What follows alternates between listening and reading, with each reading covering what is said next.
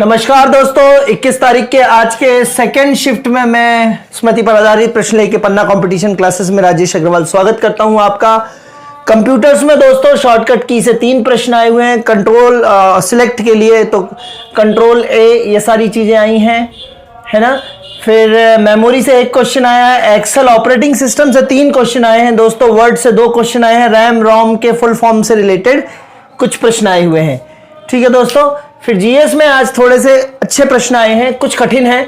आदर्श ग्राम योजना, सांसद आदर्श ग्राम योजना में कितने गांव शामिल किए गए हैं? 1074।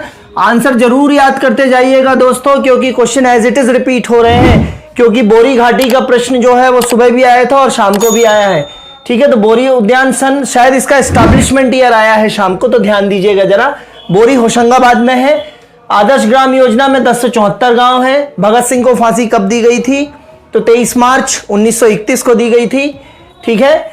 और शाहजहांपुर प्लांट की, ये प्रश्न थोड़ा सा अलग है। शाहजहांपुर प्लांट की कैपेसिटी कितनी है? 1500 मेगावाट की है। ध्यान रख लीजिएगा, आंसर क्वेश्चन रिपीट हो सकता है। 21वां अनुच्छेद मैंने कल परसों आपको दावे के साथ कहा था और इसका कोड भी बताया था। स्वतंत्रता बोली सभा में संघ को गमन करना होगा, घर बनाकर धन कमाकर कोई व्यापार करना होगा, 20 दोषों के लिए 21 प्राण मरना होगा, है ना। और 21 तक, है ना। 21 क्या है? प्राण एवं दैहिक स्वतंत्रता का अनुच्छेद है। फिर मौर्य वंश की समाप्ति किसने की है? तो मौर्य वंश की समाप्ति की है शुंग वंश ने, पुष्यमित्र शुंग, जिन्होंने ब्राह्मण वंश की शुरुआत की है। इसका मैं आपको टेका देने वाला हूं, इसकी लर्निंग देने वाला हूं। जयविलास महल कहां पे है? ग्वालियर में है, सिंधिया वंश से रिलेटेड है। पक्षी जो है वो किस अभ्यारण्य में पाए जाते हैं? तो एक पक्षी का नाम दिया था शायद खरमौर पक्षी है, इसकी मैं लर्निंग देने वाला हूं। खरमौर पक्षी अब किस अभ्यारण्य में पाए जाते हैं? कौन सा खिलाड़ी मर्डर केस में है जिसको रेलवे ने निकाल दिया है? मेरे ख्याल से सुशील जो है वो आईपीएल 2022 के विजेता पूछे गए हैं दोस्तों। पीला ग्रह जो होता है वो बृहस्पति ग्रह होता है। जोवट परियोजना जो होता है वो, जोवट परियोजना जो है वो हथनी नदी पर है, झाबुआ में। ठीक है, जोवट परियोजना। मध्य प्रदेश की तीसरी बड़ी जनजाति, इसका भी मैं आपको लर्निंग देने वाला हूं, कोल है। मध्य प्रदेश की तीसरी बड़ी जनजाति कौन सी है दोस्तों? कोल है। और एलपीजी का फुल फॉर्म पूछा है दोस्तों, लिक्विड पेट्रोलियम गैस। और कोपरा नदी, ये ध्यान रखिएगा दोस्तों, अगर ये पलटा तो आपसे नहीं बनेगा। ध्यान रखिए, इसका आंसर सागर के रहली से, सागर जिले के रहली तहसील से निकली है कोपरा नदी। और ईस्ट इंडिया कंपनी की स्थापना कब हुई थी? 1600 में, है ना। कंपनी चार्टर के तहत 1600 में स्थापना हुई थी। 1608 में भारत में सही तरीके से स्टैब्लिश हो पाई थी कंपनी। ठीक है। फिर साइंस से दोस्तों आए हैं ऊतक एपिथेलियल, ऊतक से कुछ प्रश्न आया है। हवा में गैस का परसेंटेज, कोई गैस ऑक्सीजन या नाइट्रोजन का परसेंटेज पूछा है दोस्तों। ध्वनि मापने की इकाई क्या होती है? तो डेसिबल होती है। जाइलम से रिलेटेड, जाइलम जो है वो जड़ों से पानी ऊपर ले जाता है। फ्लोएम बने हुए खाने को पौधे में नीचे तक लाता है। ओजोन परत से रिलेटेड प्रश्न आया है। दृष्टि की स्पष्ट दृष्टि की दूरी कितनी होती है दोस्तों? 25 सेंटीमीटर। कैपिटल डी से दिखाते हैं जिसको, है ना। कितनी दूरी पे आप चीजों को रखेंगे ताकि आपको स्पष्ट दिखे बिना चश्मे के? आत्महत्या की थैली जिसको बोलते हैं लाइसोसोम। लाइसो का मतलब होता है घुलना। लाइसो का मतलब होता है घुलना, अपने आप में आत्महत्या करना, लाइसो। ठीक है, तो लाइसोसोम।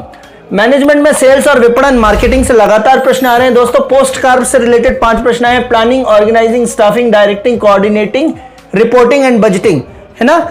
तो ठीक है, तो ये लूथर गुलिक ने दिया था पोस्ट कार्ड, आप अच्छे से पढ़ लीजिएगा। मैनेजमेंट के लेक्चर के लिए अपने पन्ना कंपटीशन क्लासेस के यूट्यूब चैनल पे आप जा सकते हैं। बहुत साधारण भाषा में मैंने पढ़ाया है आपसे। मैनेजमेंट 25 में से 25 क्वेश्चन बन जाएंगे।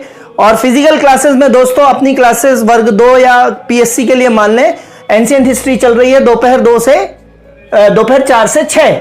और कुछ आपको जानकारी चाहिए हो तो इस नंबर पे संपर्क कर सकते हैं, 9827580344 पे, या कमेंट डाल सकते हैं दोस्तों। इंग्लिश में वही रूटीन पैटर्न में नरेशन आ रहे हैं 5 question, active voice, passive voice के 3, एंटोनिम सिनोनिम के 3, एरर के 2, जंबल्ड अप पैरा जंबल्ड आ रहे हैं। तो ये दोस्तों आ रहे हैं। हिंदी में वही पैटर्न है, समास, वाच्य, छंद, अलंकार, देशज विदेशज पढ़ लीजिएगा दोस्तों। और वाच्य जरूर पढ़ लीजिएगा। वाच्य से लगातार मैं आपको एनालिसिस में बता रहा हूं, कर्तवाच्य, कर्मवाच्य और भाववाच्य से। श्लेष और यमक अलंकार से आए हैं। संधि, वर्तनी और मुहावरों से प्रश्न आए हैं। मैथ्स में वही सारी चीजें हैं। प्रॉफिट लॉस, परसेंटेज से 3 प्रश्न, सरलीकरण से 3 प्रश्न, नंबर सिस्टम से 4 प्रश्न, आयु, नावधारा, अनुपात, डेटा इंटरप्रिटेशन और ऊंचाई से प्रश्न आए हुए हैं। और रीजनिंग से सीरीज में, ठीक है, कोडिंग डिकोडिंग से 4 प्रश्न आए हैं दोस्तों। औसत, पासा, आकृति और बैठक व्यवस्था से प्रश्न आए हैं। अब समय है दोस्तों आज की लर्निंग का। तो दोस्तों आज की पहली लर्निंग जो मुझे देनी है आपको, वो ये वाली देनी है कि मौर्य वंश की समाप्ति, मौर्य वंश की समाप्ति का। ठीक है दोस्तों, तो मौर्य वंश की समाप्ति की लर्निंग क्या है कि जो मगध साम्राज्य था, मगध साम्राज्य था, उसमें कौन कौन से राजवंशों ने शासन किया है? तो हसीन, माशुका, साथ में, साथ की जगह साथ में, हसीन माशुका साथ, या साथ बस करिए, हसीन माशुका साथ। तो कौन सा वंश हो गया? हर्यक। हर्यक वंश को पितृहंता वंश भी बोलते हैं। यहां पे बेटों ने बाप को मार मार के गद्दी छीनी है, तो हर्यक वंश या पितृहत्ता वंश। फिर शिशुनाग वंश, फिर आ जाता है नंद वंश, जिसमें आपने घनानंद को देखा होगा कि चाणक्य ने घनानंद को बोला था। फिर आ जाता है मौर्य वंश। मौर्य वंश में कौन? चंद्रगुप्त मौर्य स्थापना करता है। चंद्रगुप्त मौर्य का बच्चा क्या है?